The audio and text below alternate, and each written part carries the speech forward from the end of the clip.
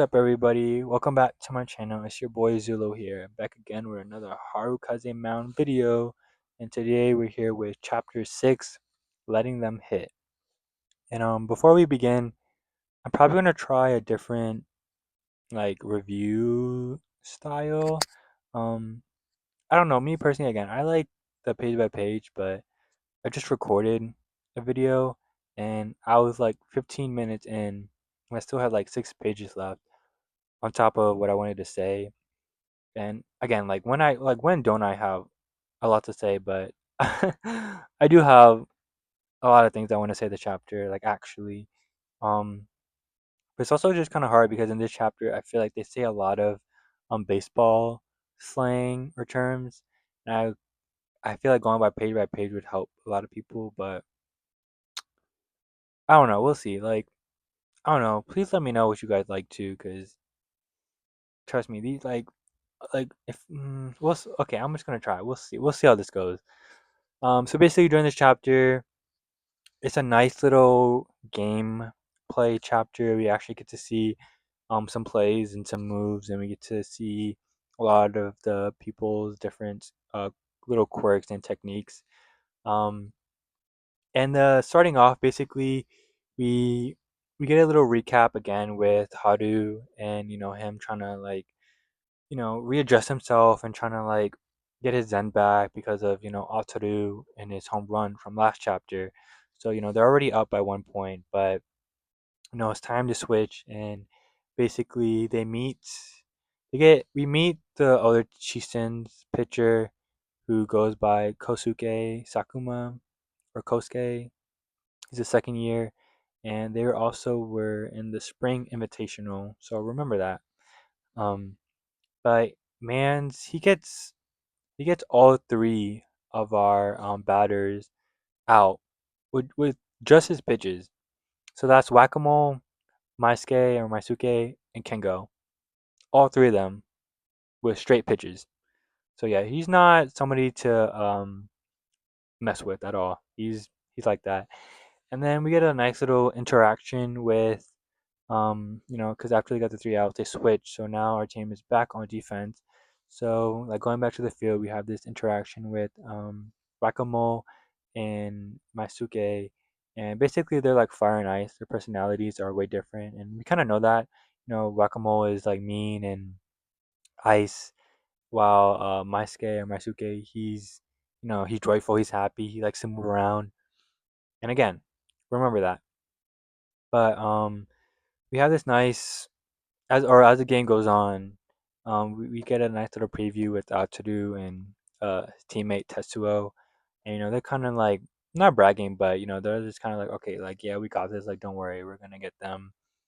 And to be honest, like judging by this, literally just this like first 5-10 minutes of this game, I would think so too. Like yo, we got a home run, our pitcher got all three of their batters out, like okay, yeah, we got this. But his teammate kind of doesn't really believe. He thinks, or his teammate knows that what Ataru is saying. He doesn't really believe himself, and we have, and going back to the game, we have Ibuki on first base, and we have Yuma stepping up to bat, and Yuma bats and he hits a ball, and we have Ibuki running to second base, but then we have this crazy cool shot of Ataru throwing the ball, and it literally looks like a spear, and it's kind of like just funny because they call it his javelin throw. So and that kind of gets Ibuki.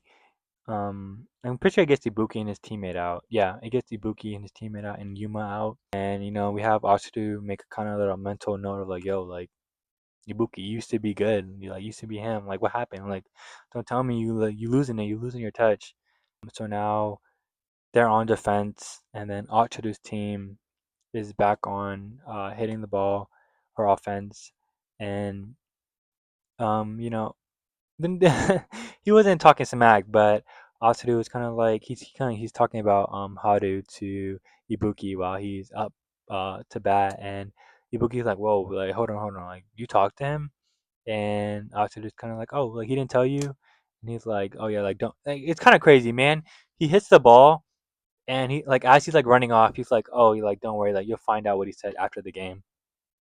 Or a king. Like I'm not gonna lie, like Atsudu kind of has the most aura right now. Like I thought Ibuki kind of had the aura for a while. Well, no, first it was Kaze, then Ibuki, but like I'm not gonna lie, Atsudu's kind of just taking it, like doing a whole backflip, his design, this, like I don't know, yo, like Atsudu's kind of him. And he hits a single, and a single is basically when a batter safely reaches first base. So he hits a single, so he's at first base, and then one of his teammates is next up to bat, and when his teammate bats and hits the ball, Haru kind of yells out the shortstop. One thing about me is I'm always going to connect something back to something I love, just because it helps me like relate and helps me connect things, and hopefully it helps you guys or somebody out there as well to, just kind of get an idea and a feeling of what's going on. So a shortstop to me is like what a libero is in volleyball. So, libero, the person who they you want them to be like the most agile, most like mobile person to get the ball, and like they're really good at it too. Like obviously, like you want them to be really good at it, so you can kind of like count on them. So at least when you know like okay, the ball is going towards them, okay, they got it. They can handle themselves. So that's kind of how I see a shortstop. And I mean, I could be wrong. If you're a baseball player, please correct me. But it's kind of what a shortstop is. They're kind of like the most agile, most like active and mobile person. Um, that's why you have them as a shortstop. So our shortstop is in my skate, and he goes to the ball and he kind of misses it. Like it, he doesn't really miss. He was exactly where the ball was going, but the ball then hits the ground and still bounces off. And we have Asu getting happy and excited. Okay, like oh he missed, yo I'm about to start running. But then I love this panel, this shot. Maisuke, his reflexes like came in clutch, and he caught the ball barehanded. And I don't know, I don't know this panel is just so good. But yeah, he caught it barehanded, and then he did a backhand throw to Whack-A-Mole, and Whack-A-Mole looks like he was already like kind of anticipating it, like he was right on it, like he was going for the ball, caught it, and he's already throwing it to Kengo, and they got a double play. So a double play is basically when two outs happen in the same continuous play. Yeah, baseball knowledge. Um, so yeah, they got Oturu and his teammate out. But really quickly, just to go back to the reflexes, I'm starting to like Maisuke. Me personally, I have really good reflexes. That's kind of why I loved volleyball, and that's kind of why my coach kind of really was trying to get me to play. I don't know, something about I don't know. You have to like I don't know. You have to like play with your reflexes to really know. But me personally, like I know and I love I don't know using my reflexes. Like there's I don't know. It's really fun, and I'm really kind of happy to see somebody like that in the team, and also just to see it in other sports. Because me again personally, I think that reflexes is a really cool little quirk to have, and if you have really good reflexes, I feel like you will be really good in many different sports. But also, the backhand throw kind of reminded me of. I was never a setter in volleyball. I always wanted to be a setter, but I was a left outside hitter. Um, Starter too, by the way. So don't even try it. But and I played the full rotation. Anyways, there was this one time. I don't know. I don't know why I did this, but I'm not gonna. I could be remembering a little wrong, but I'm gonna gas myself up real quick. There was this one time when I was playing against this team, and for those of you that don't know in volleyball, especially when you're playing like a club or like professionally or like um when you're actually playing a real 6v6 game, the generally what you want to do is you want to do the three, like you want to use all three of your tries. So you want to receive, you want the receive to go to the setter, and you want the setter to set up for the hitter, right? So 1 2 3. But they one of my teammates received it, and it was going towards me, mind you. I was on the right outside, so like I had two options. I could have just hit it normally, like if it were set, or two, kind of be risky and do what I did. Um, but I was doing the most too, because again, so I didn't hit it. I turned to the side and I did a backhand set. Mind you, again, I was not the setter, never set it, never a backhand set. Um, and thankfully, I'm pretty sure it worked. Like thankfully, my friend on the other side, um, kind of knew what I was doing, and I'm pretty sure he hit it. And like, it's also kind of bad because like sometimes I'd be so locked in a game where like I don't be communicating. Not gonna lie, sometimes like sometimes I just be so in the zone. Um, So yeah, I'm not gonna lie, everything happened so fast. I don't even know if I like communicated that and they still got it or what. But anyway, I was ice. My team was not happy, but again, backhand set like what? But yeah, that's this whole little thing just reminded me of that, and it kind of got me. Y'all kind of got me there. Um, but anyways, back to the game. We kind of get revealed that this kind of uneasiness that Aturu has kind of been feeling for this whole game was basically because they've been letting them hit grounders or singles. Um, and right when he kind of realized that, we have this cool little transition into I guess them like before game day or before the game, basically of making up their plan. And like really quickly, I said this like a couple chapters ago, but if you I don't know, get if you when you're reading this, please read it vertically. I mean, or even horizontally, but please like I don't know, just pay attention to Masura's art because I really love what he does with whenever he's transitioning. It's really to like a flashback or to like a childhood moment or like just anything, any such sort of transition. He makes them so beautifully. And here, like right when we're in the present, like right, like the transition going into the flashback is always black. He does like a little like black, little kind of like okay transition, and then like the whole flashback is in black, so you kind of know it's a flashback. I think that's really cool. I know a lot of like mangaka do like little TV effects, so it's like a little statically or like the grainy effect, but I love when Masura does this, and he did it before. He did it earlier, but anyways, back to the flashback. So Ibuki kind of comes up with the whole plan, and his plan is basically that we're gonna let them hit grounders, and grounders are basically balls that just kind of go towards the ground, hit the ground. That's kind of what they've been doing. That's kind of what's been happening to the other team, and it's not even like people who do it on purpose. Grounders just can kind of happen, and it's the way you pitch. So obviously we get into that, and what just happened is basically Ibuki's little plan to little. He calls it the double play mass murder. So basically, when you get two people out at the same time, and it worked clearly.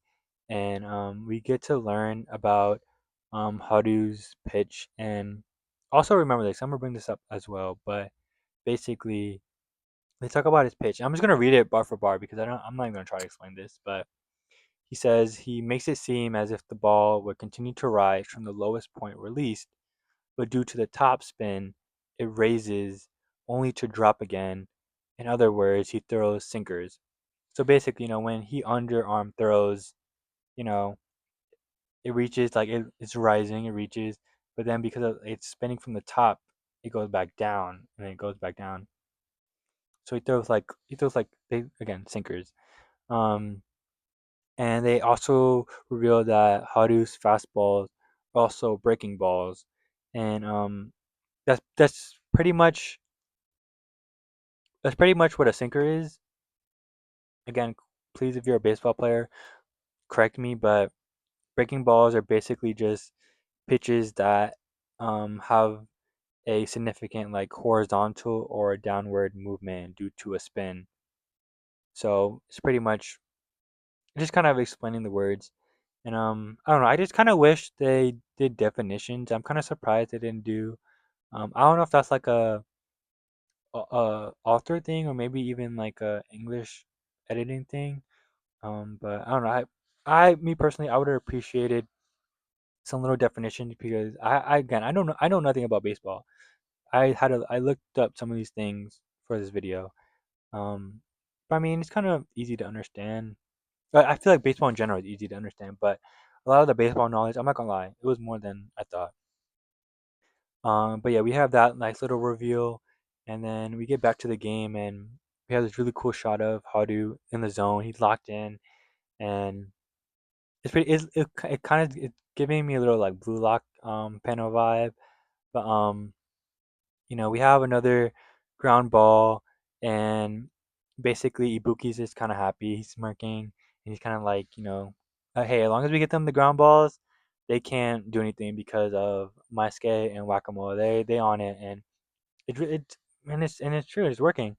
And as we get a nice little we get a new little introduction with Maske and Whack-A-Mole um, name and position play. So Maske is called a defense ninja, and then Whack-A-Mole is the defense artisan. And it's pretty cool. We get to really see the team kind of slowly starting to gear up and kind of work as a team. It's really cute, really nice, and you know they go back to Ataru and his team, and his teammates like, yo, like you was talking all that, but like in reality, Haru, he was holding us, like they had us, and then flip flop to Ibuki and them. So that to me, I guess he spread the word around. So they're starting to get a bunch of like audience members and people in the crowd. I'm guessing he's the girls, and they're attracting a little audience.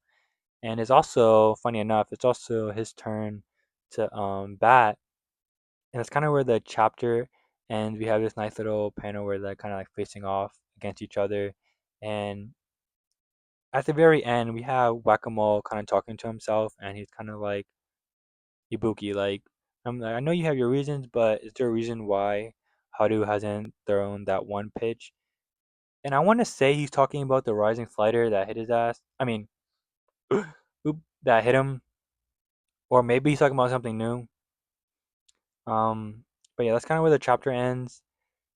And yeah, I'm not gonna lie, I have a lot to say about this chapter. Mainly, I don't even know where to begin. I guess I'm gonna go backwards. So with this, the thing, I don't. Again, I think Whack-A-Mole is talking about the rising slider, and like again regarding to Haru's pitch, I'm also a little confused because to me, I misinterpreted it. I thought the rising slider was Haru's like, I thought that was his pitch. Like his pitch just from it goes down, but then it rises. But I'm guessing Ibuki's explanation in this chapter is Haru's real pitch. He's a sinker, so his pitch, they do rise, but they eventually go back down. And I think like generally, like if he were to just normally pitch, I think that's his pitch. But I think that I don't know. I was a little confused with that. I'm not. I don't know if anybody else was, but I'm pretty sure that's how it is. Again, I think the rising flinger is just a technique. But yeah, I don't know.